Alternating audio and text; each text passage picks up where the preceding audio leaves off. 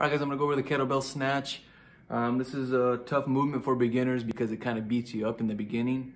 Whenever I have a newer athlete, I always let them know, if you guys are getting beat up too bad, we can always switch to the dumbbell. That way you don't beat the hell out of them. But if they're willing to hang in there a little bit and kind of keep practicing, just keep the weight very light so they can get some reps in and they don't get too beat up. Okay? So a lot of it's very similar to the way I teach the kettlebell swing. A lot of it's just single arm. So just like the kettlebell swing, we're going to start with a single arm kettlebell deadlift. And one thing to note, you want to get athletes grabbing on the inside of the handle, okay, with this flexion in the wrist. This will come into play a little later when we get into the flip. It doesn't beat you up so bad. So just like the deadlift, get organized, shoulders pull back, abs tight, butt tight. Good setup, big chest, use the legs to do the work, pull those hips back and down. As a coach, we're watching that low back, make sure they can keep neutral spine. So I'll have them do 5 on the right, 5 on the left. Just like on the swing, next step we're gonna get into is the tuck.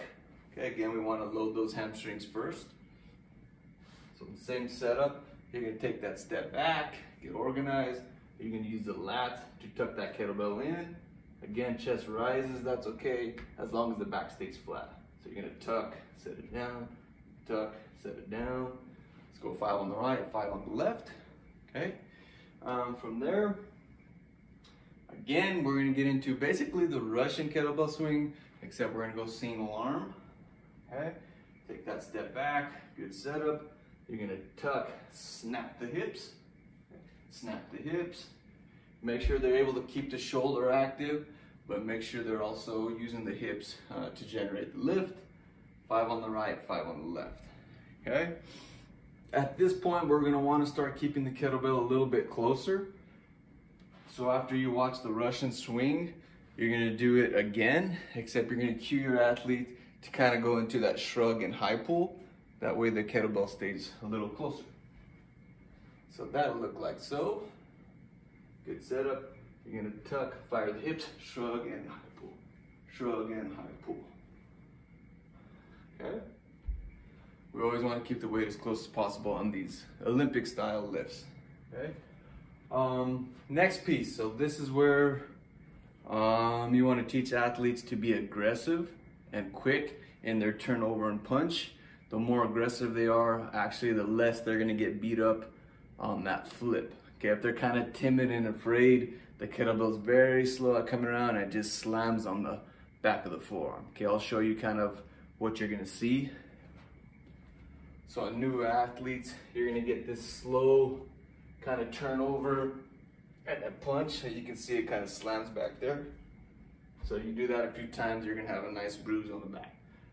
So instead of that, tell them, don't be afraid, we need to get that arm through, big punch up. So it's gonna look like so, good setup, tuck, fire, punch, back down, okay?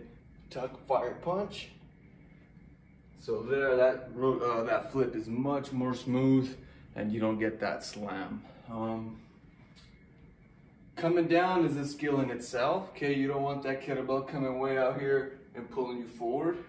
You actually want it to drop straight down at that last second, let it pull those hips back, okay?